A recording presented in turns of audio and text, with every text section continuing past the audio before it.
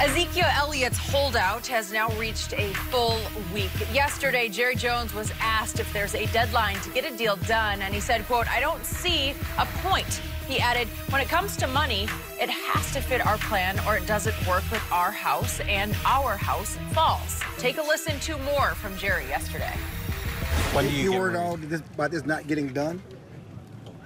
I don't consider, no, I don't in any way, we're never ever not done one. You just keep plugging. I don't want to be a cliche, but it's what we tell these guys. It's just one foot in front of the other and go and do what you have to do the next play, which is put somebody else in there and just keep going. Well, Shannon, should Cowboys fans feel encouraged or discouraged by Jerry's comments? I think they should be discouraged because, Skip, Jerry Jones is talking tough publicly when there's really no reason to. Because if he's unconcerned, if he's unworried like he says he is, Skip, there's no reason for him to give you this tough talk. But Jerry is concerned because he knows Zeke is not about to take Devontae Freeman's type money, which is reset the market around $8–9 million. The market is going up. Whether you want to think it is or not, they're not going to allow you to reset the running back market lower than Le'Veon Bell, lower than Todd Gurley. You see, the thing is, Skip, Jerry Jones made a statement, I think it was early in the week, or maybe, it was early in the week, that you don't need a franchise running back or a league-leading running back to win the Super Bowl. He's right if you haven't built your team like that. When you go get 3 first-team offensive linemen in the first round, and they're first-team All-Pro, and you running back leads the league in carries 2 of the 3 years in which he's been in the league, you're absolutely wrong. You see, Skip, I don't need flour to make a steak, but I need flour to make a biscuit. You need Zeke. You built your offense around Zeke, so you need him to run the football in order for you to be successful. I need steak. If you have, I don't need a biscuit. I'll take the steak. So you can have the flour. I know you.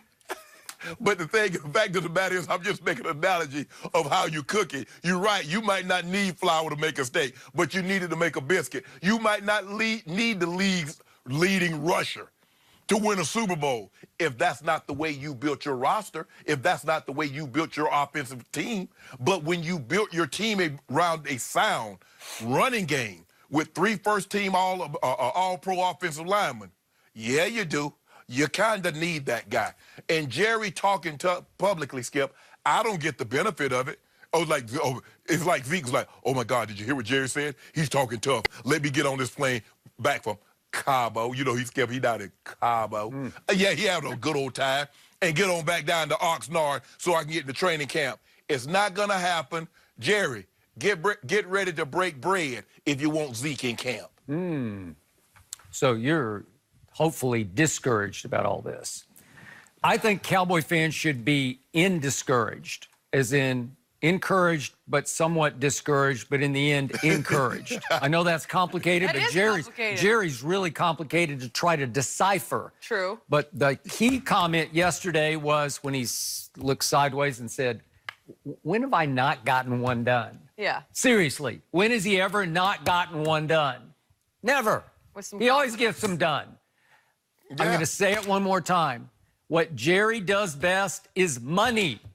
Jerry's genius when it comes to money. Maybe not football decisions. Money, he's got it. Cap wizard. He will figure this out. It's just going to take a while. So he dug in harder yesterday, and he's just spitting facts back at Zeke. I don't have any timeline. There's no point, meaning no point of no return, where he's saying, well, there's going to be a deadline here. There's no deadline. Why is there no deadline? Because he has all the bargaining advantage. He's got all the leverage over Zeke. Zeke's got 2 years left on his contract, and then they could franchise him for 2 more years. That's 4 years. Okay, Skip, to your point, though, you said Jerry said there's no timeline. If there's no timeline, why the tough talk? Because he's just digging in. He's daring Zeke to stay in Cabo. And I told you from the start, I know Jerry Jones. You don't mess with him. You don't confront him publicly. You don't show him up. by not showing up for camp and going to Cabo. You don't do it. Yeah, we go to Cabo. What did I tell you? You can attract more flies, as in dollars, with honey than vinegar, and he tried vinegar. And Jerry's playing vinegar. Okay, so I like bees. Fight fire with fire, says Jerry Jones. He's playing hardball now. And there was a later quote in this media session.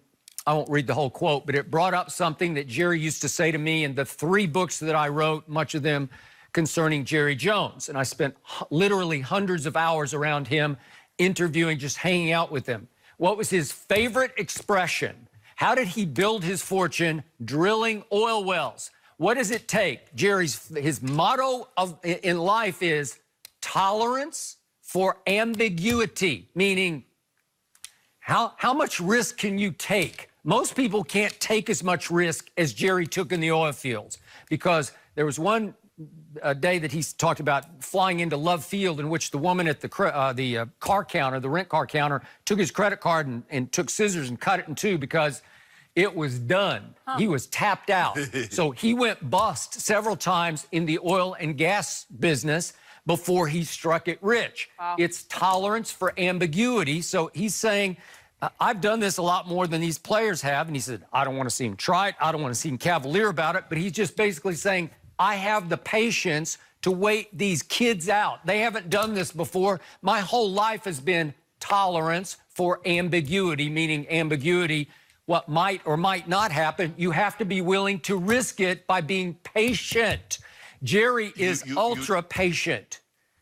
You do, Skip, and that's the thing. That's the thing is that Zeke is that when you take this stance, you got to be willing to go the distance. But Skip, I don't know if you remember this. Jane Slater was on our show, who works for the, I think, NFL Network, and she covered the Cowboys, and she's all things Cowboy. She said something very interesting, and I don't know if you picked up on it. She's like, how broke is Zeke? Picked up on it. I asked her about it a second time. Yeah. Thank you. What did I do? Skip, remember I told you, Skip? I said, financially, the Cowboys know where Zeke is. They've done their homework. They know Zeke has a house. Zeke has cars. Zeke probably got mama a house. So they know how long Zeke can play this thing out. Agreed. I've always felt that in order to hold out, you don't hold out, start thinking about holding out the year you're going to hold out. You start the year before, and you start putting your plans in place. So you says, okay, no extra expenses, because I'm going to be willing to miss checks, but I also understand that there are mortgages and car payments and things of that nature that must be paid. And if there's no money going in and money coming out, I need to have as much already stored up, so when that money goes out, I'm not in a rush to get back. That's up, and that's what Jerry's talking about. Jerry says, I can do this, because did y'all see the Forbes? I got the most valuable franchise at $5 billion. I'm worth 6.2. So I got the stomach for this. He does. I'm not going to get seasick. I've been on this rocky ride before, and I've taken my Dramamine, so I'm good. I'm not going to lose my guts over this. That's what he's saying. He's also obviously carefully analyzed the psyche of a Zeke versus, let's say, an Emmitt Smith, who obviously held out for the first 2 real games back in 1993, and they lost both. Then Jerry came to the deal with Emmitt. Sure. But Emmitt was cheap, though, Skip. Emmitt didn't spend no money. Emmitt was cheap. Emmitt's always been cheap. Saved his money. Agreed. Zeke, as opposed to Emmitt, and I was around Emmitt a lot, Zeke loves football. Zeke loves being around the fellas in the locker room and out on the practice field. Zeke loves to practice football. It's just fun for him. It's where he's most content in life. Emmitt, not so much. He didn't love practicing at all. He didn't want to practice at all. So, again, Emmitt was more built to hold out through 2 real games than Zeke is. And so Jerry's going to push this a little harder with Zeke. If Zeke, showed him, you want to play hardball? Okay, let's play hardball.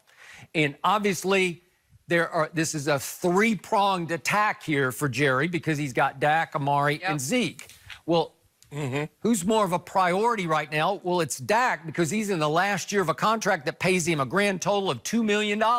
So you better get that one done first, okay? What's next? Amari's in the last year, but he seems very content right now practicing with the Cowboys. He's voicing no urgency for a new deal, but he's in the last year of a deal that pays him $13.9 million. Yeah, he's okay. You know, does he deserve $18 million or whatever else? You know, Michael Thomas has got almost $20 million.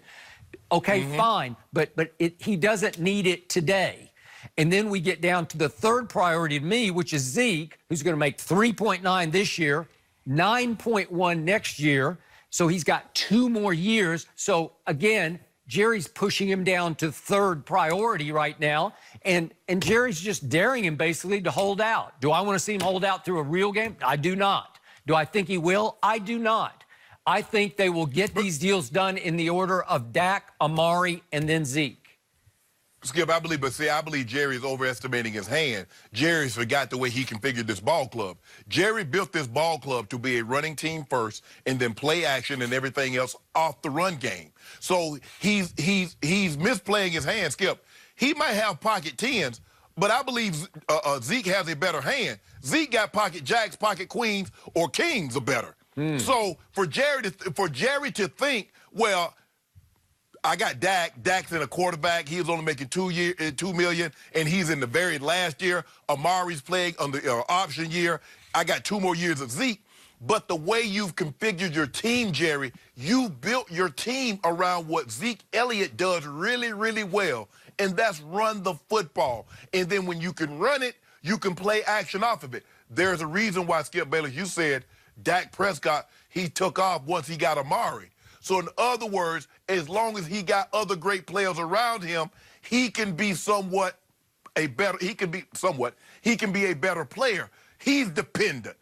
You can say receivers play a dependent position, but your guy's dependent on the running game and Amari Cooper. So that's why Skip, if they thought Dak Prescott was what you think he is, why would they have already given him his money? How many guys have gotten money? Quick question. Do you think Tom Brady is dependent on his run game? Do you think the Belichickian offensive philosophy isn't built around the run game? Because that's all they do. They run it more than they throw it every year, right? But Skip, here's the thing. The thing is that they would rather have the ball in Sonny Michel's hand than Tom Brady's. This is why in the playoffs, they average a 162 a game. I know what Tom Brady can do, hence 5 Super Bowls, 4 MVPs. All things being equal, I would rather him hand it off to Sonny Michel. Let Sonny Michel get 4 or 5 yards of carry than have the ball in Tom Brady's hand. Unless it's on the Cowboys, it's reversed. Skip, on the Cowboys, it's reversed. They would rather have the ball in Dak Prescott's hand as opposed to having the ball in Zeke Elliott's stomach. Therein lies the difference between the two. Just remember, Jerry got to see his quarterback throw parties against the Eagles twice and throw and run Seattle out of Jerry World in a playoff game. That's what he got to see last year. So he knows and Zeke Elliott had 100 yards in both of them. Yeah, yeah, and then we got to the Rams. Zeke Elliott had career high in scrimmage yards against the Eagles. You remember that, Skip? No, I don't. I remember Dak throwing for 331 in 2 fourth quarters. Yeah, those are the things you remember. Yeah. Well, you know what, guys? This is perfect because we have more to talk about when it comes to Dak